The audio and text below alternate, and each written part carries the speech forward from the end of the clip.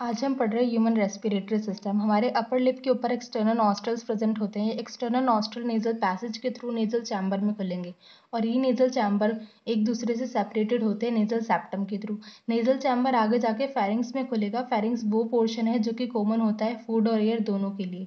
Pharynx और लैरिंग्स के बीच में ओपनिंग प्रेजेंट होती है जिसको हम ग्लॉटिस कहते हैं। ग्लॉटिस जो होती है हमेशा खुली रहती है एक्सेप्ट ड्यूरिंग स्वेलोइंग। ग्लॉटिस के ऊपर एपिग्लॉटिस प्रेजेंट होती है जो कि क्या होती है, पत्ती की शेप की कार्टिलेजिनस फ्लैप होती है जो कि प्रिवेंट करती है एंट्री ऑफ फूड इनटू लैरिंग्स। लैरिंग्स क्या होती है, अपर पार्ट ऑफ ट्रैकिया होती है, इसको हम साउंड बॉक्स के नाम से भी जानते हैं। ये कार्टिलेजिनस बॉक्स होता है जो कि साउंड प्रोडक्शन में हेल्प करता है।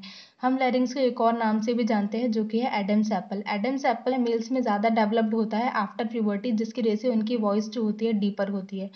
इसके आगे है ट्रैकिया। ट्रैकिया के होते हैं स्ट्रेट ट्यूब होती है जो कि एक्सटेंड करती है up to mid thoracic cavity, और जो ट्रैकिया है आगे जाके डिवाइड करता है at the level of fifth thoracic vertebra into left and right primary bronchi.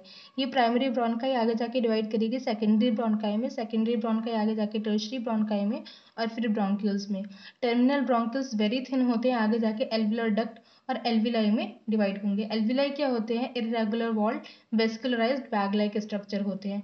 Trachea से लेके इनिशियल ब्रोंक्यूल्स जो होते हैं सपोर्टेड होते हैं इनकम्प्लीट कार्टिलेजिनस रिंग से, और जो प्राइमरी ब्रोंकाई से लेके एल्विलाई तक का हिस्सा होता है ये हमारे लंग्स के अंदर शामिल होता है। हम जो कि ह्यूमन्स है हमारे अंदर a pair of lungs present होते हैं। ये जो लंग्स होते हैं ये प्लूरल मेम्ब्रेन से कवर्ड होते हैं। प्लूरल मेम्ब्रेन क्या होती है, डबल लेयर्ड होती है। अंदर वाली मेम्ब्रेन, इनर मेम्ब्रेन को हम विसरल प्लूरा कहते हैं, बाहर वाली मेम्ब्रेन को पेराइटल प्लूरा कहते हैं। जो विसरल प्लूरा होती है हमारे लंग सरफेस के कॉन्टैक्ट में होती है, और जो पेराइटल प्लूरा होती है वो थोरेसिक कैविटी के कॉन्टैक्ट में होती है। इन दोनों ही लेयर के बीच में स्पेस प्रेजेंट होता है, उस स्पेस को हम कहते हैं प्लूरल कैविटी और इंट्रा प्लूरल स्पेस। इस स्पेस के अंदर प्लूरल फ्लूइड होता है। ये प्लूरल फ्लूइड जो होता है प्लूरा ही सिक्रेट करती है। ये प्लूरल फ्लूइड रिड्यूस करता है फ्रिक्शन हमारे लंग सरफेस पे और एक कुशन की तरह काम करता है, हमारे लंग्स को प्रोटेक्ट करता है मैकेनिकल शॉक और इंजरी से। ये जो स्पेस है इस स्पेस में प्लूरल मेम्ब्रेन सेपरेट होती है और कैविटी छोड़ती है। उस कैविटी में हमारा हार्ट प्रेजेंट होता है और उसी कैविटी को ही हम मीडियस्टीनम कहते हैं। ह्यूमन रेस्पिरेटरी सिस्टम, हमारा जो रेस्पिरेटरी सिस्टम है वो स्टार्ट होता है एक्सटर्नल नॉस्ट्रल से। एक्सटर्नल नॉस्ट्रल से नेजल चैम्बर, नेजल चैम्बर से फेरिंग्स।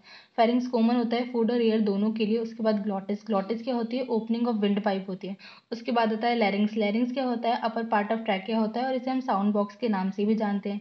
इसके आगे आता है ट्रैकिया। ट्रैकिया को हम विंड पाइप के नाम से भी जानते हैं और ये डिवाइड होता है लेफ्ट और राइट प्राइमरी ब्रोंकाई में eight the level of fifth thoracic vertebra. Primary bronchi आगे जाके डिवाइड होंगे सेकेंडरी ब्रोंकाई में, सेकेंडरी ब्रोंकाई आगे जाके टर्शरी में और फिर ब्रोंक्यूल्स में। ब्रोंक्यूल्स आगे जाके डिवाइड होंगे वेरी थिन एल्विलर डक्ट में और फिर एल्विलाई में। एल्विलाई क्या होते हैं, very thin irregular wall vascularised bag like structures होते हैं। इसके अंदर ब्लड वेसल्स होते हैं और ये गैसेस एक्सचेंज कराता है। एक्सटर्नल नॉस्ट्रल से लेकर ब्रोंक्यूल्स तक का जो पार्ट होता है ये हमारा कंडक्टिंग पार्ट होता है। ये ट्रांसपोर्ट करता है एटमॉस्फेरिक एयर को हमारे लंग्स तक, उसमें से फॉरेन डस्ट पार्टिकल्स को क्लियर करता है, उस एयर को ह्यूमिडिफाई करेगा और हमारे बॉडी टेम्परेचर के बराबर ले आएगा।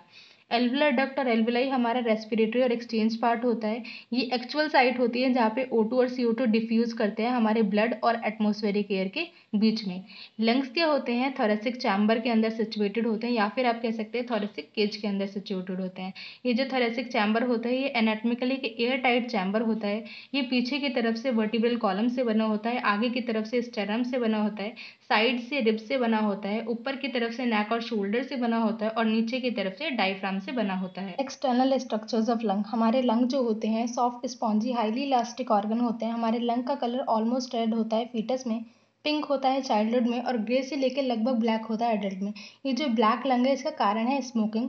ज़्यादा समय तक जब हम कोल्ड डस्ट वाले एरिया में रहते हैं उस एयर को ब्रीथ करते हैं और वो जो डस्ट है हमारे लंग्स पे चिपक जाती है। लाइफस्टाइल फैक्टर और एजिंग भी इसके कारण है। स्मोकिंग क्विट करने से, हेल्दी लाइफस्टाइल फॉलो करने से, डस्ट को अवॉइड करके प्रोटेक्टिव मास्क के थ्रू हम अपनी क्वालिटी ऑफ लाइफ को इम्प्रूव कर सकते हैं, क्योंकि इसका कोई क्योर नहीं है। हमारे जो लंग्स है इस पे जो एक्सटर्नल ग्रूव्स है इनको हम कहते हैं फिशर्स। इनके अकॉर्डिंग हम हमारे लंग्स को लोब्स में डिवाइड करते हैं। राइट लंग के 3 लोब होते हैं, लेफ्ट लंग के 2 लोब है। राइट लंग के 3 lobe, right superior, right middle, right inferior. Left lung के 2 lobe, left superior, left inferior. जो राइट लंग है वो हल्का सा साइज में बड़ा होता है लेफ्ट लंग से। ये जो लेफ्ट लंग है इसमें कार्डिक नोच है। ये जो कार्डिक नोच है इसमें हमारे हार्ट का एपेक्स आता है और इस मीडियस्टीनम स्पेस में हमारा हार्ट आता है। हमारे जो लंग होते हैं वो रफली कोन शेप के होते हैं। अनाटमिकली हमारे लंग्स कुछ इस तरह से सेटअप होता है थोरैक्स में कि अगर थोड़ा सा भी चेंज आएगा थोरेसिक वॉल्यूम में तो वो हमारे पुल्मोनरी कैविटी में रिफ्लेक्ट करेगा। इस तरह का अरेंजमेंट ज़रूरी होता है ब्रीथिंग के लिए क्योंकि डायरेक्टली पुल्मोनरी वॉल्यूम को चेंज नहीं कर सकते हैं। स्टेप्स ऑफ रेस्पिरेशन, पहला आता है ब्रीथिंग जिसको हम पुल्मोनरी वेंटिलेशन के नाम से भी जानते हैं। इसमें हम क्या करते हैं, एटमॉस्फेरिक एयर को इनहेल करते हैं और CO2 रिच एल्वुलर एयर को रिलीज आउट कर देते हैं। दूसरा डिफ्यूजन होता है गैसेस का O2 और CO2 का अक्रॉस एल्वुलर मेम्ब्रेन। उसके बाद ये गैसेस ट्रांसपोर्ट करती हैं बाय ब्लड और उसके बाद क्या होगा, डिफ्यूजन होगा O2 और CO2 का ब्लड और टिश्यूज़ के बीच में। उसके बाद सेल्स क्या करेंगी, यूटिलाइज कर लेंगे इस O2 को कैटाबॉलिक रिएक्शन में। ग्लूकोज और O2 मिलकर क्या बना देंगे, CO2 H2O प्लस एनर्जी। और ये जो रिजल्टेंट CO2 है ये रिलीज आउट हो जाएगा। सेलुलर रेस्पिरेशन हो रहा है यहाँ पे।